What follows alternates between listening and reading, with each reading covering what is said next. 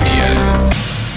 Mitra bisnis menindaklanjuti temuan pejabat yang hartanya mencurigakan. Masyarakat Anti Korupsi atau MAKI meminta RUU Perampasan Aset dan Pembuktian Terbalik yang sudah 12 tahun terkatung-katung agar segera disahkan DPR menjadi undang-undang.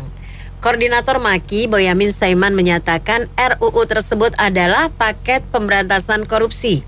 Jika RUU tersebut tidak juga disahkan DPR, maka Presiden diminta menerbitkan Perpu untuk memberlakukannya. Nah, apa komentar ataupun saran Anda agar Presiden segera merilis Perpu perampasan aset hingga pembuktian terbalik? Silakan 633-9160. Dan menurut Anda, apakah situasi ini mendesak untuk diterbitkan? 633-9160. Ini undang-undang ini sangat penting, ya, sangat penting dan sangat krusial. Sudah lama sekali digagas, tapi belum ada penguasa yang berani, gitu ya, belum ada penguasa yang berani menetapkan ini sebagai undang-undang, gitu ya. Nah ini menurut saya terutama di zaman sekarang, ya, era sekarang yang kemarin baru dirilis penilaian internasional terhadap performa pemberantasan korupsi di Indonesia itu yang nilainya sangat buruk, gitu ya, 10 dari skor 100 itu bisa dibilang ya terburuk dalam sejarah, gitu ya. Nah ini mungkin memang sudah saatnya, gitu ya, penguasa sekarang itu berani, gitu, menetapkan ini. Saya yakin kalau ini ditetapkan, itu indeks persepsi korupsi Indonesia itu akan langsung naik, gitu. Terima kasih. Ini undang-undang sudah 12 tahun belum disahkan, dan hebatnya tidak ada demo-demo yang mendukung, terutama mahasiswa seolah-olah tidak tahu, apalagi ormas tertentu tidak ada mendukung dengan penyitaan aset tersebut. Nah, untuk lebih jelasnya, karena sudah dibuka mulai dengan kasus pajak ini yang seolah sama dengan pembuktian terbalik. Jadi memang sudah layak dan pantasnya kalau Pak Jokowi atau Presiden itu mengeluarkan Perpu sehingga bisa melakukan pembuktian terbalik. Namun demikian, sebaiknya jangan diserahkan ke KPK. Lebih baik Kejaksaan Agung membuat satgas khusus untuk menelisik harta kekayaan ini. Karena apa? KPK untuk Formula E sudah setahun lebih nggak ada kabar beritanya. Terima kasih. Kalau undang-undang pembuktian terbalik itu mimpi aja kalau pembuat undang-undangnya bakal kena 90%, ya kan? Pembuat undang-undangnya yang pasti sangat khawatir kalau pembuktian terbalik. Itu hanya dari sisi pembuat undang-undang. Belum lembaga penegak hukum yang jelas-jelas gajinya berapa, ininya berapa, itu udah bukan rahasia umum. Dan mereka sekarang sudah makin parah lagi, berani-beraninya menonjolkan kemewahan pada gajinya berapa. Itu aja sih, jadi mimpi aja. Makasih ya. Undang-undang pembuktian terbalik memang masih ditunda terus. Ya, tapi sebenarnya KPK ini ada yang tidak beres. Karena akarnya Yenti Garnarsi itu sudah memberitahukan berulang kali kalau pembuktian terbalik itu bisa menggunakan PPPU, Undang-Undang Nomor 8 Tahun 2010, Pasal 75. Tapi kenapa KPK tidak melakukan? Dan data tentang transfer tidak wajar ini atau mutasi tidak wajar itu sudah diberikan oleh PPATK sejak tahun 2009 sampai sekarang baru meledak karena Mario. Nah, ini kan berarti penegak hukumnya yang tidak beres. Jadi seumpama seperti kita lagi sakit, kalau nggak ada Degolgen ya pakai Panadol gitu. Jadi kan nggak masuk akal kalau ngomong undang-undang pembuktian terbalik nggak bisa, terus nggak bisa berbuat apa-apa. Kan yang benar itu adalah kredibilitas daripada penegak hukumnya. Jadi kalau sampai ini Boyamin Saiman itu mendesak KPK lagi, bukankah Boyamin Saiman juga sudah melaporkan tentang tentang Formula E sudah tahun lalu, tapi kenapa tidak ditindaklanjuti? Orang LSM tersebut ini kenapa juga tidak teriak-teriak? Kan sama aja, percuma kan KPK itu bubarin aja, menghabiskan uang kita. Makasih. Sebenarnya yang terpenting ini bukan undang-undang cipta kerja kemarin, Perpu cipta kerja yang penting ini Perpu ini sebenarnya jadi buat istilahnya tunjukin ke masyarakat bahwa benar-benar buat berantas korupsi itu dia ngeluarin Perpu perampasan dan aset itu ada pembukaan terbalik ini yang menjadi pintu jalan untuk membuka kasus kebobrokan birokrasi kita. Terima kasih. Sangat setuju. Ini saya kira juga salah satunya itu berkat suara Pas FM nih. Ini undang-undang ini harus segera disahkan. Nah, kalau DPR nggak mau, ya saya kira Presiden ambil saat ini adalah momentum. Baik dari sisi politik untuk beliau, juga baik buat seluruh rakyat Indonesia terhadap masalah korupsi ini. Saya kira ini yang sangat momentum yang sangat tepat. Soalnya di kementerian yang pegang uang yang begitu besar aja terjadi korupsi yang begitu sedemikian rupa, mungkin ini lebih banyak gratifikasi ini. Dalam hal ini, dengan adanya undang-undang ini, saya pikir nanti pengusaha, satu sisi pengusaha juga udah nggak berani coba-coba untuk memberikan gratifikasi terhadap pejabat. Karena pajak ini kan sifatnya itu self-assessment kan. Dengan harus bayar pajak sekian besar, lantas nego sehingga bisa dikecilin, tentu oknum pejabatnya itu mendapat. Dan saya sangat setuju, ini Pak Jokowi harus segera aksi. Saya pikir ini Maki juga bagus lah. Minta siapa tuh tadi Maki itu suaranya didengungkan terus, supaya kita semuanya juga setuju. Saya kira gitu. Itu kalau sampai Perpu itu diberlakukan undang-undang pembuktian terbalik, saya rasa nih, mohon maaf ya, pejabat Indonesia 90% tuh kena ya. Itu udah pasti dah. Karena dari kesehariannya nggak usah jauh-jauh deh. Ya, yang dimulai dari camat, dari lurah, terus belum departemen yang apalagi departemen kayak keuangan, bea cukai yang basa-basa. Udah dah, itu 90% pasti kena lah. Ya, makasih. Kalau lihat kondisi kita sekarang ya, seharusnya sudah harus disahkan. Ini sudah urgen, cuman yang mau mesahkan juga setengah hati gitu loh. Ini yang repot nih. Kelihatannya kalau masalah keuangan sekarang di Indonesia itu orang udah nggak malu-malu, udah kayak budaya. Kita sebenarnya hukum kita tuh korupsi nggak perlu namanya hukum mati, nggak apa, nggak usah. Pembuktian terbalik dan dimiskinkan, jadi orang sudah nggak berani gitu loh. Kan orang Indonesia kan takut miskin aja, ya kan? Kalau udah dimiskinkan dia nggak berani.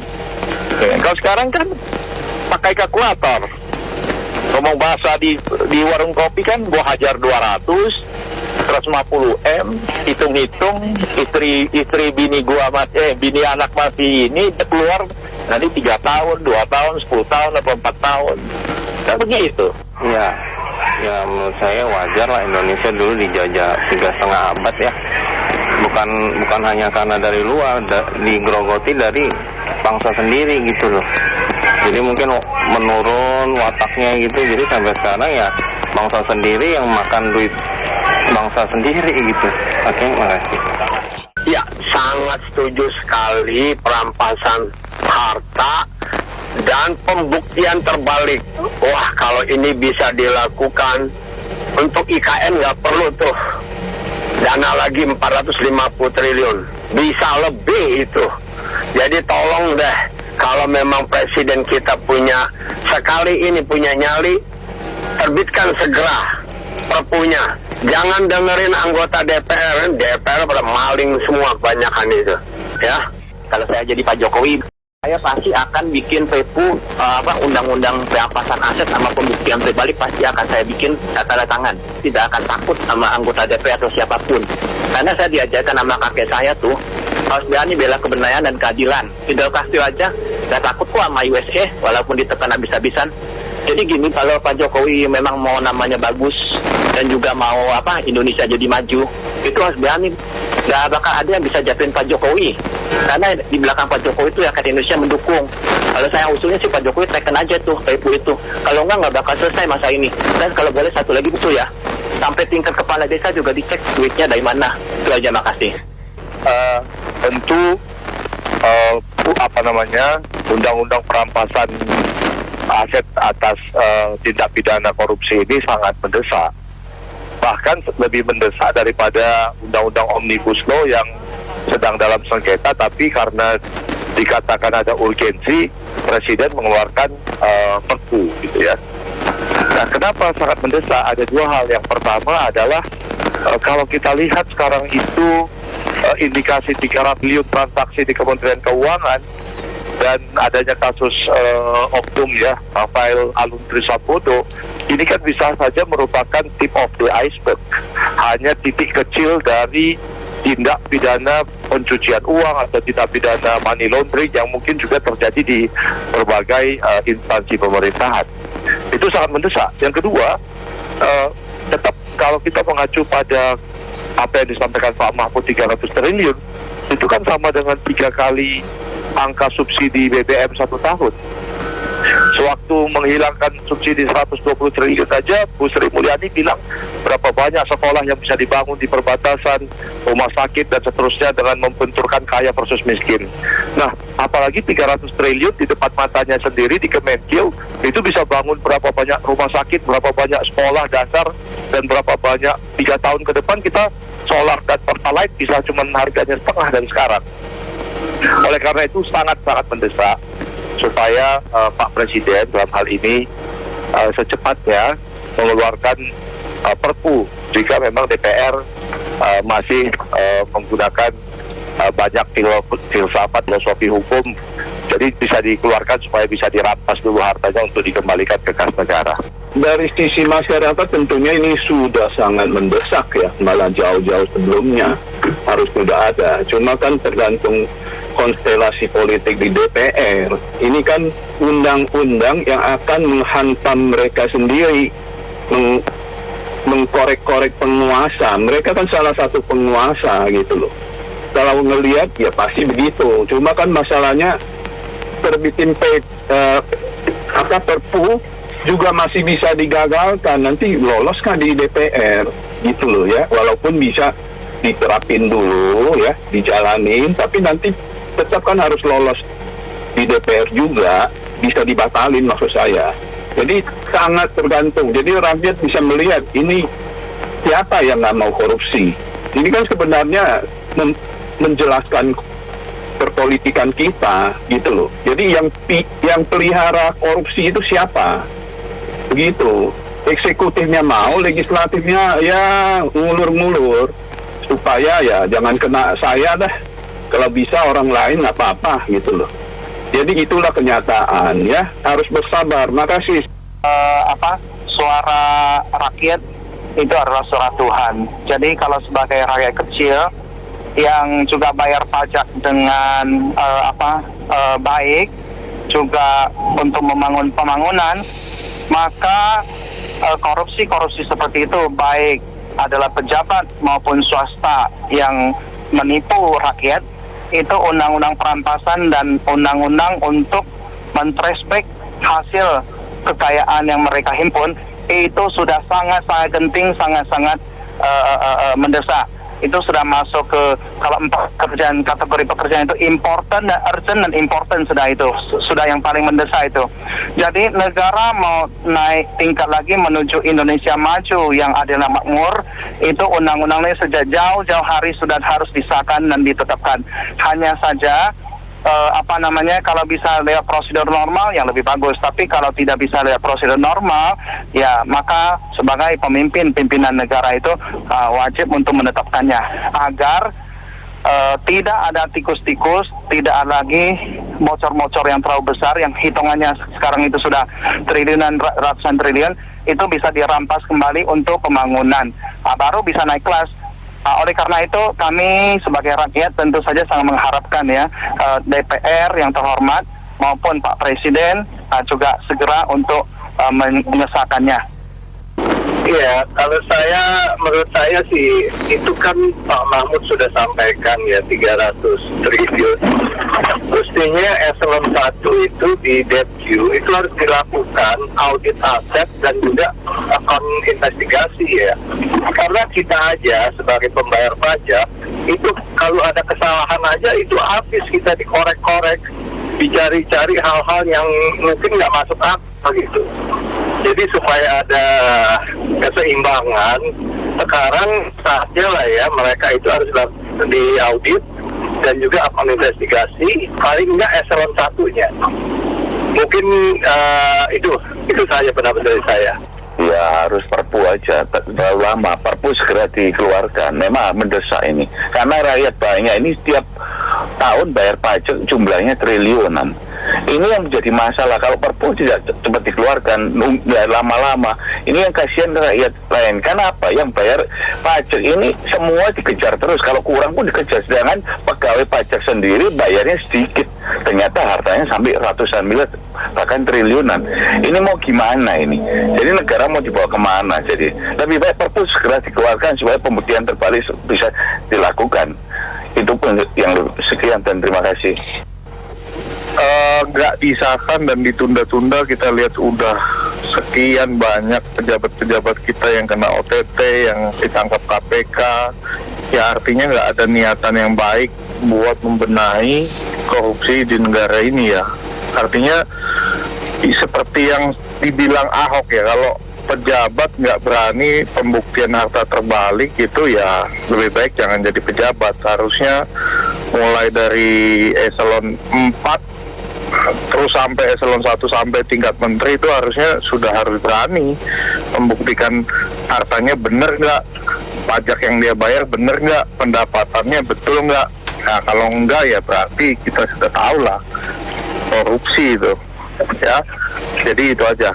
12 tahun digantung karena ada kepentingan para pejabat, para anggota DPR untuk ramai-ramai menjara berjamaah supaya tidak dirampas asetnya. Dan sangat perlu untuk ditimbulkannya perpu dari Presiden. Kami rakyat pembayar pajak, semua dikorup. Dari menteri semua lembaga nggak ada yang bebas korup. Belajarlah dari Cina kalau mau ke Mars. Belajarlah dari Cina kalau mau buat kapal siluman. Kita bisanya buat dari tong orang pergi mancing ikan. Tong dibelah jadi dua, jadiin sampan untuk belah ikan. Terima kasih. Kalau mau jadi pejabat itu berempatilah pada rakyat, mengurusi rakyat benar-benar, bukan mengurusi uang rakyat buat kantong sendiri satu itu. Kedua, mau perpu mau apa rakyat nggak tinggal menunggu saja lah. Aset-aset rampasnya itu jelas kok. Gini saja kita hitung-hitungan kasar bodoh saja lah. Gaji saja mereka 100 juta atau 50 juta dari mereka mulai mengabdi berapa? 30 tahun. Kalau terbukti sudah sikat itu aset-aset mereka. Gak usah banyak panjang ini itu lagi, bersidang ini lagi, duit rakyat lagi yang untuk sidang-sidang mereka. Gaji semuanya. Jadi kembali lagi nyaman mereka sampai detik ini, para pejabat-pejabat kita ini duduk digaji oleh negara, mereka tidak cukup gajinya, mereka rampas lagi yang sudah didapat harusnya untuk negara, untuk kepentingan rakyat, untuk mensejahterakan rakyatnya. Utang kita ini banyak karena yaitu koruptor itu dari pejabat-pejabat kita ini sampai detik ini masih saja berjemaah semua. Bea Cukai, Menteri Keuangan, segala dari eselon 4 sampai eselon 1 itu diusut benar-benar kekayaan mereka itu. Kalau memang tidak nyata, terbukti kekayaan mereka di mana-mana, tanah ini itu, rumah, mobil, wow, mantap mereka dengan uang rakyat mereka berfoya-foya. Tapi kalau kita bayar pajak, kita tidak bayar saja, kita dikejar-kejar. Dengan mereka senang-senang dapat uang rakyat, menikmati. Jadi kembali lagi ngomong bentuknya apa kayak itu presiden mengeluarkan apa, nggak perlu lah rakyat ini. Kita hitung-hitung nakal bodoh saja lah kayak data ini. Begitu saja, makasih. Assalamualaikum. Kepanjangan nih Bapak ngomongnya. Lagian mana bisa kalau misalnya berjemaah atau berkelompok korupsinya gitu loh.